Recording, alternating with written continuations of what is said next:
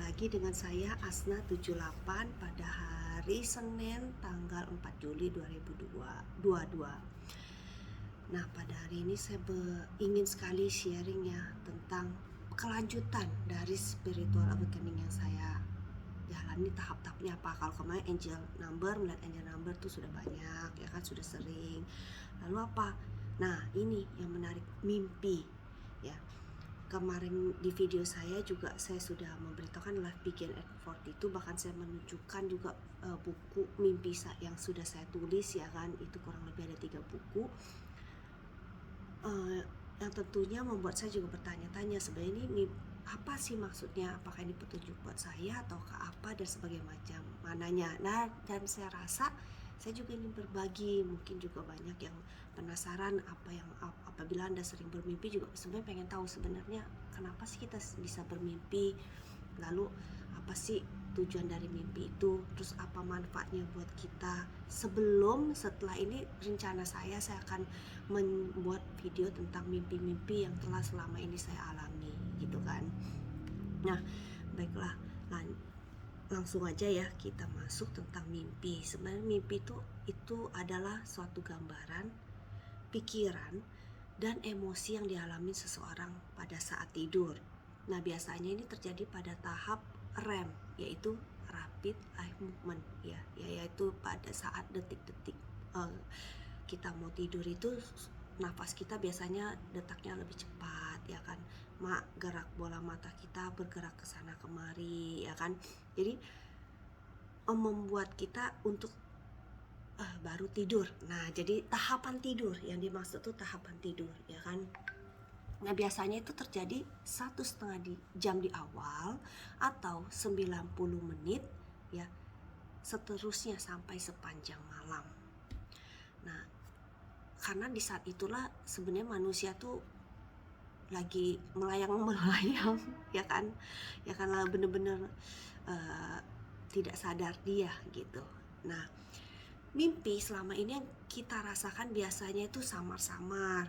Kalau kita bangun, apa sih yang tadi ya? Aduh, itu yang itu tuh. Aduh, kok gue lupa ya kan. Terus mimpi juga ada yang berbentuk menyenangkan. Oh iya, mimpi dapat uang, dapat berlian, dapat cincin, senang ya kan. Atau mimpi juga yang menakutkan, kita dikejar-kejar ular, dikejar-kejar orang. Pokoknya tuh bangun kita bisa keringetan, bener-bener seperti bener-bener lari gitu kan. Jadi takut, bener-bener seperti kenyataan. Nah, terus ada juga mimpi yang gak masuk akal ya kan. Mimpi gak masuk akal tuh misalnya Anda berada di suatu tempat yang Anda belum pernah pergi, atau Anda bertemu seseorang yang gak kenal tapi kok di mimpi tuh kayaknya kenal. Pokoknya sesuatu yang tidak masuk akal ya kan. Atau kalau di mimpi saya itu biasanya misalnya bendanya harusnya warna berbentuk apa, dia jadi apa, pokoknya yang lain, atau binatang bisa berbicara, jadi kan nggak masuk akal. Dan yang saya sebutkan semua itu beraneka ragam mimpi, beragam jenis mimpi saya sudah mimpiin gitu loh.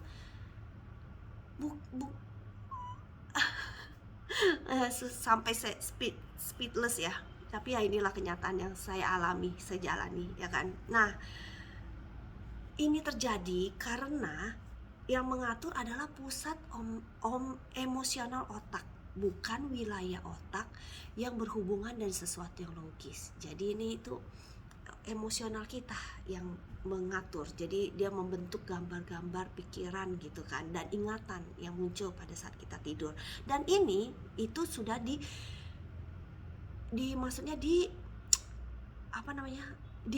survei ya, diteliti dengan teori dari Bapak J. Alan Hobson dan Robert McCarley.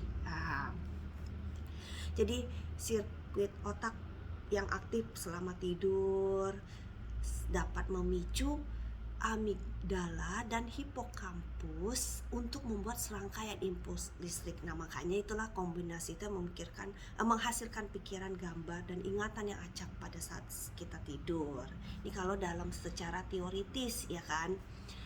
Nah, lalu apalagi ya, Oh, meskipun nggak penting nih, menurut The Greater Good Science Center dari University of California, sebenarnya mimpi memiliki beberapa tujuan.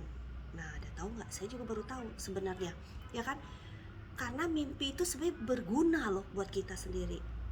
Yaitu apa? Satu, menjadi terapi diri, terapi untuk diri kita sendiri, ya kan?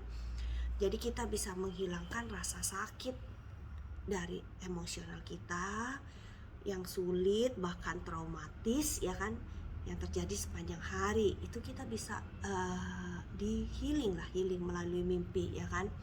Terus kita juga menawarkan ketenangan emosional saat Anda. Jadi kita dapatkan ketenangan emosional pada bangun harinya, ya kan.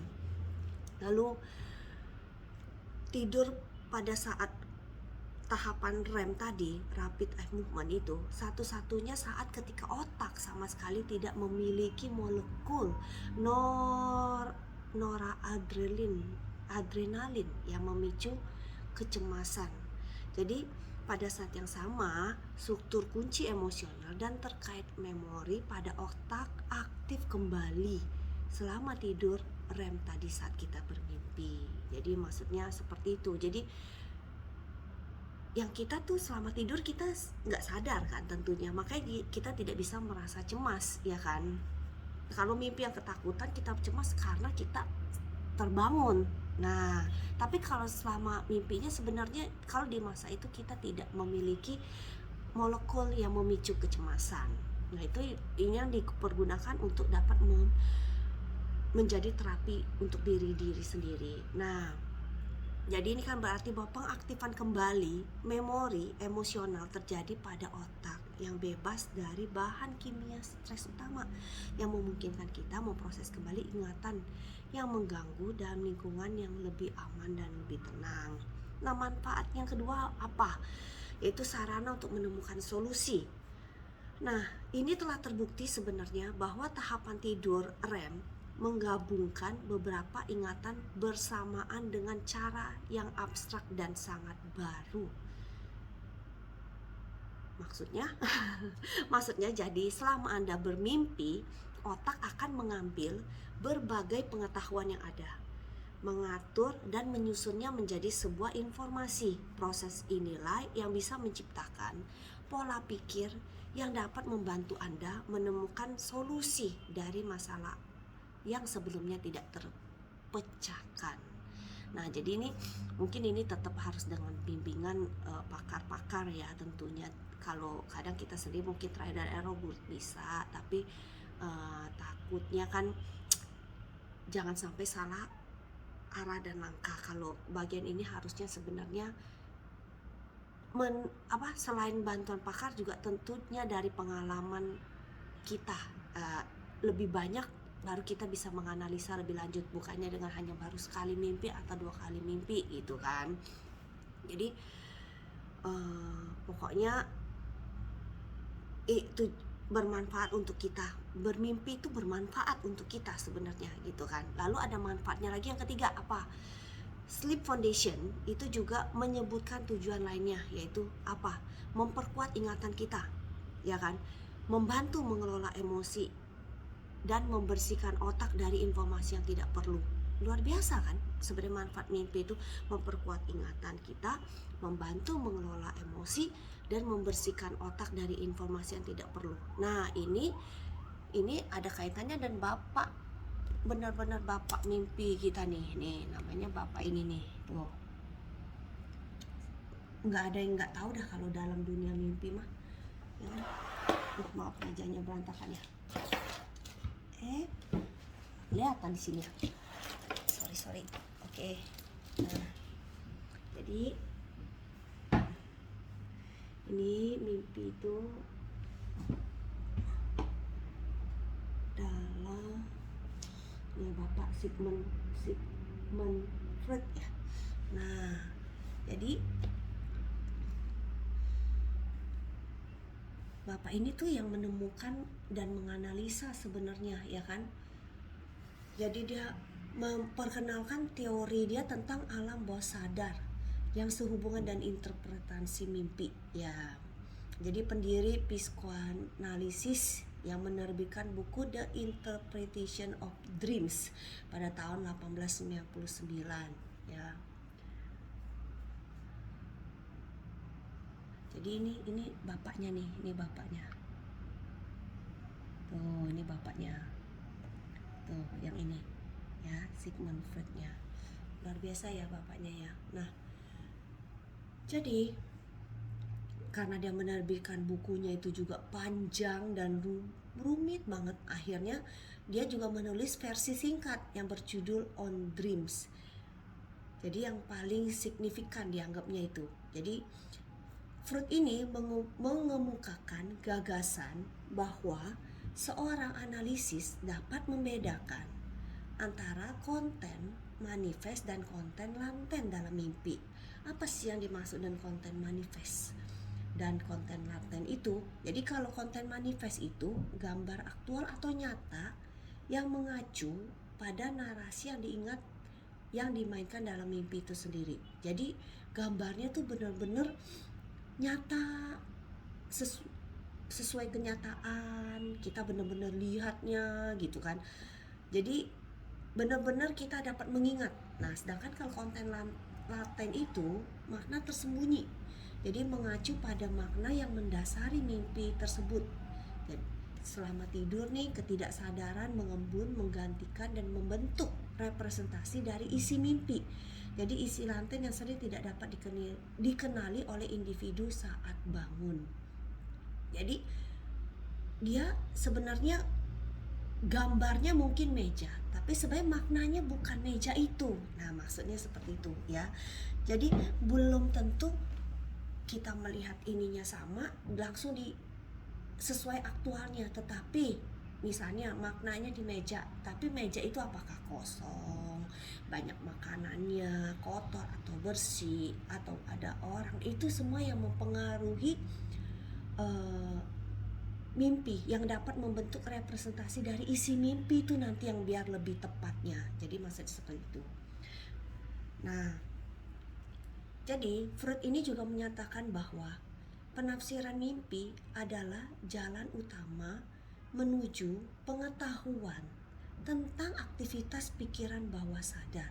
Nah ini, jadi kalau kita ketemu mimpi, kalau kita tafsirkan, ya kan, kita juga nggak tahu sebenarnya aktivitas pikiran bawah sadar kita tuh apakah sudah berkembang, apakah naik level ke berikutnya. Jadi sebenarnya penting sekali loh kita menafsirkan mimpi, walaupun tidak semua mimpi sebenarnya bisa ditafsirkan, ya kan. Walaupun tidak semua mimpi itu memiliki arti. Yang tadi benar-benar aktual ya, yang aktual karena nanti ada terbagi lagi macam-macam mimpinya dan sebagainya begitu ya. Tapi sebenarnya penafsiran mimpi itu penting karena jalan utama menuju pengetahuan tentang aktivitas pikiran bawah sadar kita. Nah, ini kalau menurut Bapak Freud, ya kan.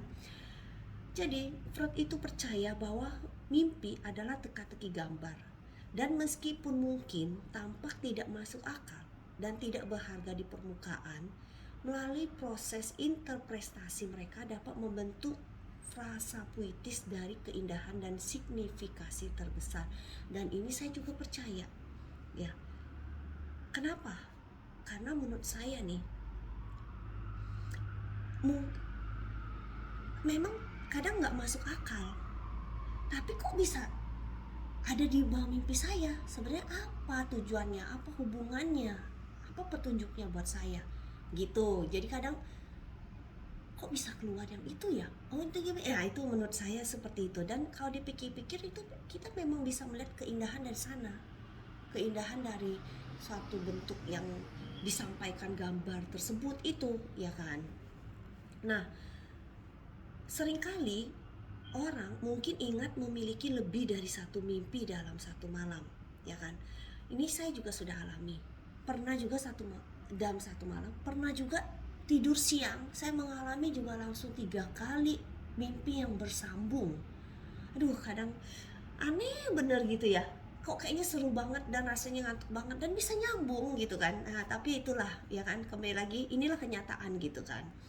Nah, Freud menjelaskan bahwa isi dari semua mimpi yang terjadi pada malam yang sama merupakan bagian dari keseluruhan yang sama. Ya, jadi dia percaya bahwa mimpi yang terpisah memiliki arti yang sama.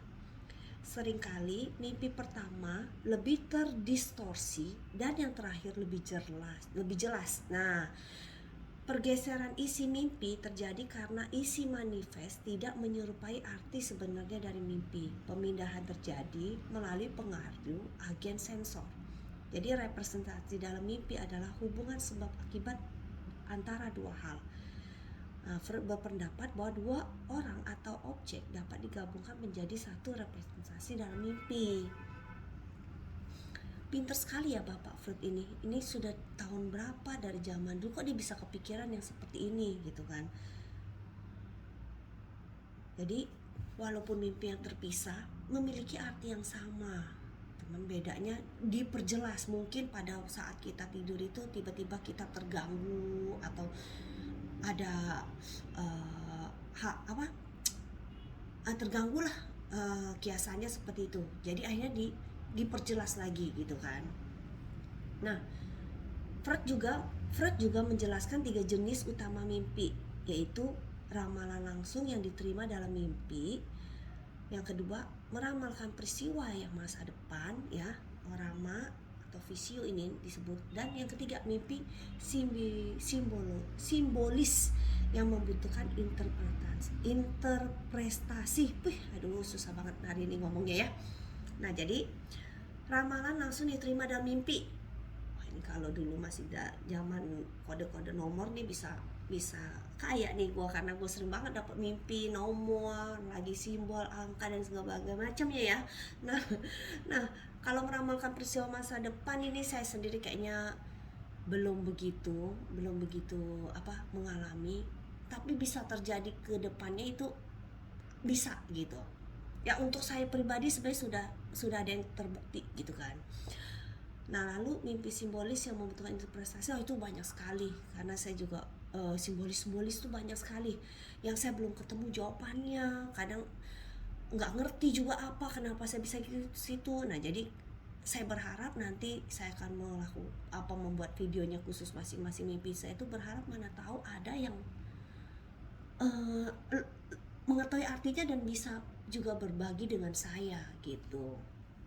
Nah, selain itu dari liputan6.com saya juga menemukan nih, sebenarnya mimpi menjadi kenyataan itu kalau dibilang nggak mungkin. Nah, di sini di liputan6.com itu dia mempunyai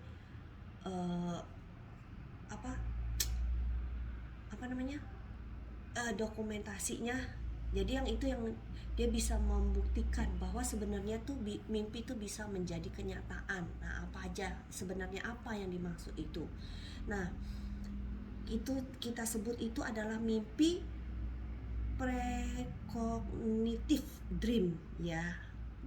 Precognitive dream atau mimpi prekognitif. Nah, jadi tuh mimpi ini tuh yang mengandung informasi tentang masa depan. Jadi beberapa orang mungkin menyebutnya tuh mimpi kenabian, ya kan?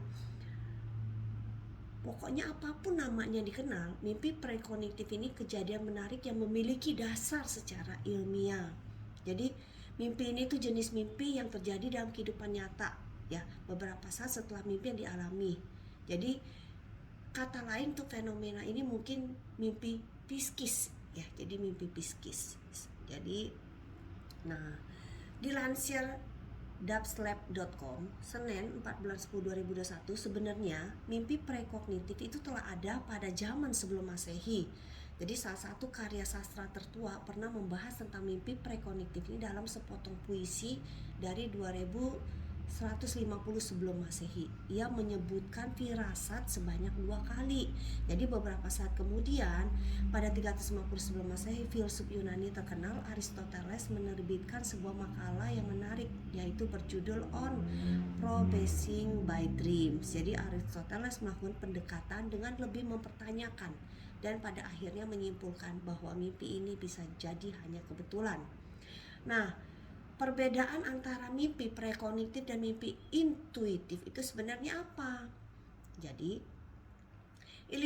ilustrasi yang mendapatkan mimpi itu, jadi mimpi prekognitif itu bisa menjadi hal yang sulit untuk ditangani ya. Sangat mungkin bahwa Anda sendiri telah mengalami tetapi tidak sadar akan hal itu. Benar juga, jangan-jangan saya sudah ngalamin tapi saya nggak sadar, ya kan? Namun dalam beberapa kasus ada juga penjelasan yang lebih rasional dari fenomena ini, yaitu mimpi intuitif. Misalnya sebut saja si B, ya kan, dia bermimpi ini bahwa dia didiagnosis menderita suatu penyakit, lalu 2 bulan setelahnya dia mendapatkan diagnosis cancer, seperti itu misalnya. Jadi orang-orang mungkin berpikir bahwa ini adalah mimpi prekognitif, tetapi mungkin saja menjelang mimpi itu dialami oleh si B tadi, dia sempat merasa lelah, sesak nafas, atau gejala-gejala lainnya terkait penyakit tersebut, ditambah oleh fakta ibunya meninggal karena kanker 4 tahun yang lalu. Nah, jadi dalam kasus ini ada banyak ketidaksadaran yang mengarah ke mimpi ini. Intuisi si B sendirilah yang memunculkan mimpi tersebut, bukan firasat psikis.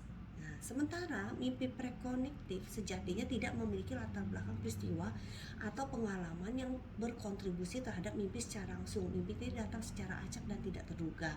Jadi maksudnya begini, kalau mimpi prekognitif itu karena itu mimpi ramalan yang akan datang, ya kan, mimpi yang jadi kenyataan, itu sebenarnya sama sekali kita tidak pernah terpikirkan atau kita tidak pernah terus muncul dalam mimpi kita.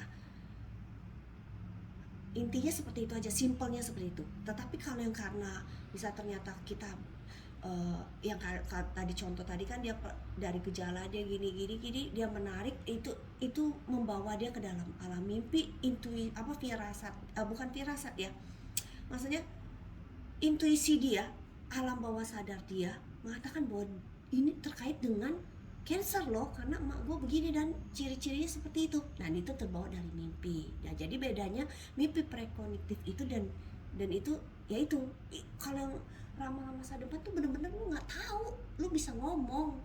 Nah, itu maksudnya begitu. Jadi banyak sebenarnya contoh kisah mimpi prekognitif yang terkenal.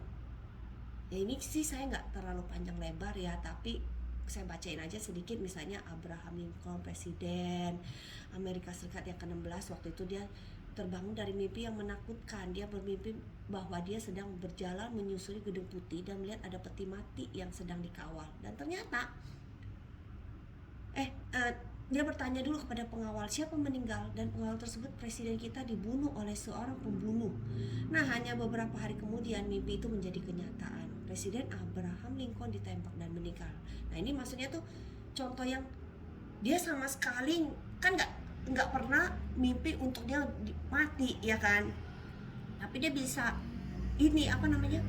bisa memimpikannya. Dan ini maksudnya tuh mimpi yang tidak ada kaitannya, dan ini mimpi prekognitif, makanya yang bisa menjadi ramalan ternyata betul. Nah, selain ini juga banyak, dan itu baca aja di liputan6.com ya. Nah, saya mau bahas lagi tentang yang maksudnya tuh kita udah tahu mimpinya, ininya segala macam, tapi kita pengen tahu juga sebenarnya mimpi ini tuh berasalnya dari mana, ya kan? Kalau dari Tuhan itu biasanya tuh dari jam 1 sampai jam 3. Jadi mimpi yang memberikan petunjuk, ya kan? Kalau dari pikiran kita sendiri itu biasanya sebelum kita tidur, ya kan, kita banyak pikiran, akhirnya terbawa pikiran, hanya bunga tidur. Ini makanya kita sebut pikiran dari yang biasa aja lah. Itu dari jam 7 sampai jam 12 malam, ya kan. Terus kalau dari setan nih, misalnya kan setan tuh suka mengganggunya pasti dari jam 3 sampai jam 7 pagi gitu kan, sore jam 3 hingga jam 6. Dan ini saya nih mimpi dari mimpi tidur siang itu tadi, ya kan, 3 kali. Nah, mimpi yang berasal dari setan biasa akan menyebabkan orang bermimpi jadi ketakutan. Setelah bangun akan dihantui rasa takut, gelisah, dan tidak tenang.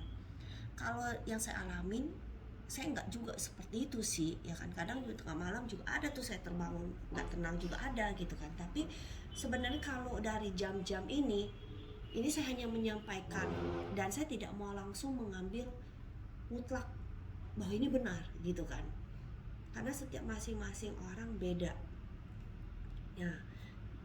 Jadi coba kita baca lagi dalam yang lainnya nih, dalam ilmu Jawa kuno nih atau kejawen itu juga dijelaskan ada 3 kategori waktu dalam mimpi, yaitu apa? Titiyoni, Gondoyoni, dan Puspo Tajem. Jadi 3 kategori waktu ini nantinya akan berkaitan dan makna atau tafsir mimpi itu sendiri.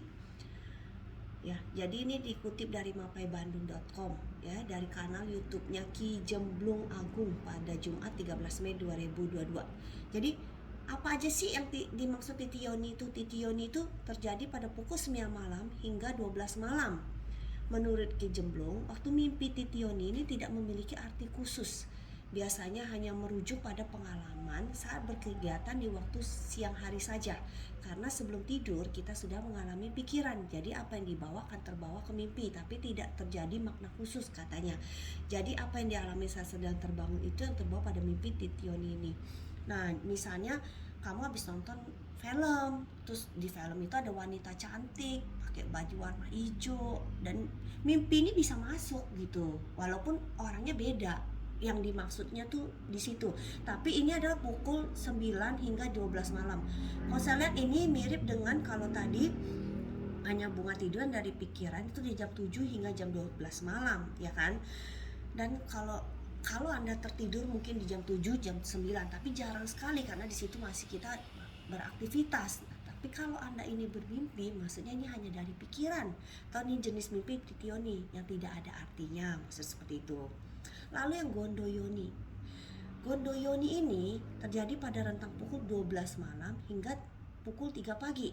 Jadi Gondoyoni ini memiliki makna tentang kejiwaan seseorang dalam mengarungi kehidupan. Jadi mimpi ini berkaitan dengan kondisi jiwa seseorang yang sedang bermimpi. Artinya mimpi ini bisa bermakna baik maupun buruk, tergantung isi dari mimpi tersebut. Nantinya ia akan berpengaruh pada kehidupan yang jika dijalani. Kalau kita bermimpi yang sangat buruk, maka hindarilah dan abaikan saja. Tapi kalau itu sebentuk support atau dukungan, maka jalani, kata Ki Gemblung. Nah, kalau Gondoyoni kita lihat jamnya ini berarti sama dengan yang dari Tuhan. Cuman bedanya dia kalau dari Tuhan tadi dari jam 1 sampai jam 3. Kalau ini dari jam 12 sampai jam 3, ya kan? Kalau dari Tuhan, setahu saya biasanya pasti yang bagus, dan itu benar-benar petunjuk. Kalau yang tidak bagus biasanya memang dari setan, ya kan, hanya untuk memberitahukannya bahwa gue tuh ada loh di sini, gue tuh ada di semesta ini, lu orang nggak percaya sih. Nah, mungkin seperti itu, ya kan. Nah, tetapi di dalam hidup kita kan menjalani yang kadang belum tentu semuanya berjalan lancar. Tentunya juga ada petunjuk yang mungkin tidak baik, tapi sebenarnya bermakna baik yang untuk memberikan kita supaya lebih hati-hati. Misalnya seperti itu. Jadi ini maksudnya tuh belum tentu semuanya tuh mimpi bagus gitu loh. Kadang kalau bagus malah kita nggak perlu bermimpi loh, karena sebenarnya yang kita perlukan kan petunjuk, bantuan dari ya Tuhan, dari malaikat pendukung kita, spirit guide kita, dari alam bawah itu yang di luar kemampuan kita, baru itu berguna, ya kan? Kalau menurut saya loh, ya kan? Kalau mau bagus-bagus aja nggak usah mimpi, itu namanya kita membayangkan. Kita berangan-angan aja, kita membayangkan, berangan-angan atau menghayal. Nah, dan itu ya memberikan tetap hal baik, ya kita menjadi lebih bahagia tentunya kan saat menghayal, membayangkan gitu kan. Tapi kalau di sini adalah terkoneksinya kita, dan itulah nilai lebih dari mimpi. Ini yang saya maksud gitu. Jadi walaupun dapat mimpi yang sangat buruk pun atau apa, tetap ditafsirkan maknanya apa. Mana tahu itu bisa membantu untuk di kehidupan kita gitu. Lalu yang ketiga itu Puspo Tajem, ya kan? Puspo Tajem terjadi pada rentang waktu pukul 3 pagi hingga 6 pagi. Mimpi di waktu ini biasanya mengandung makna yang baik. Mimpi pada waktu Puspo Tajem diyakini sebagai sebuah petunjuk dari Yang Maha Kuasa. Artinya sangat baik, bisa pesan atau petanda pada Gusti Allah. Ini adalah petunjuk langsung katanya. Jadi Dan ini berkebalikan dengan yang tadi, yang itu kalau dari itu malah dari setan, ya kan, mimpi dari setan biasa datang di waktu jam 3 hingga jam 7 pagi. Tadi yang nomor ketiga, ya kan, yang ketakutan dan segala macam. Nah, jadi kalau untuk yang di sini saya nggak bisa mengambil, oh ini si A benar atau ini si B benar. Ini hanyalah sebuah referensi, tapi yang membuktikan adalah diri kita sendiri, pengalaman kita sendiri. Nanti pada saat lu mimpi nih, lu tahu itu jam berapa, oh bener nggak manfaatnya, oh bener nggak gitu kan. Jadi jangan ditelan mentah-mentah gitu. Dan tapi ini adalah sebuah referensi untuk kita. Nah, inilah yang saya mau terapkan. Saya sudah bermimpi banyak, ya kan. Nanti di situ kita akan kalkulasi setiap mimpi kita, mimpi saya itu apa maksudnya, maknanya apa, ini apakah mimpi termasuk gondoyon kan, atau puspo tajam, atau ini enggak ada maksudnya, atau hanya dari pikiran, atau ini memang petunjuk. Dan itulah yang saya mau tuh, saya sama di sini saya hanya sharing is caring. Jadi saya tuh bukannya yang master atau profesional, tapi saya ingin sama-sama berbagi, sama-sama belajar. Saya bukan memberitahukan atau saya mengajari loh, tapi saya berbagi apa pengalaman saya. Dan mana tahu, berharap malah ada yang lebih jauh berpengalaman dari saya, bisa mengarahkan saya kembali, bisa memberitahukan saya, oh ternyata yang mimpi lu yang ini tuh sebenarnya ini, atau ini. Nah, jadi saya juga sambil belajar gitu. Jadi ya di luar keterbatasan saya juga tetap berharap dengan membuat video ini bisa tetap membantu bagi Anda yang sering mengalami mimpi. Kita sama-sama sebenarnya apa sih tujuan ini, kenapa sih kita kok jadi penasaran gitu kan, apakah benar atau segala macam. Mari kita buktikan itu apakah benar apa enggak, ya sesuai yang sudah kita jalani, bukan hayalan. Jadi kita ngomong apa adanya, inilah memang yang terjadi ya. Jadi saya rasa untuk video saya hari ini cukup sampai di sini. Apabila ada yang ingin menambahkan atau ingin sekedar berdiskusi, ya kita boleh juga sama-sama tulis di komen ya, di komen. Dah.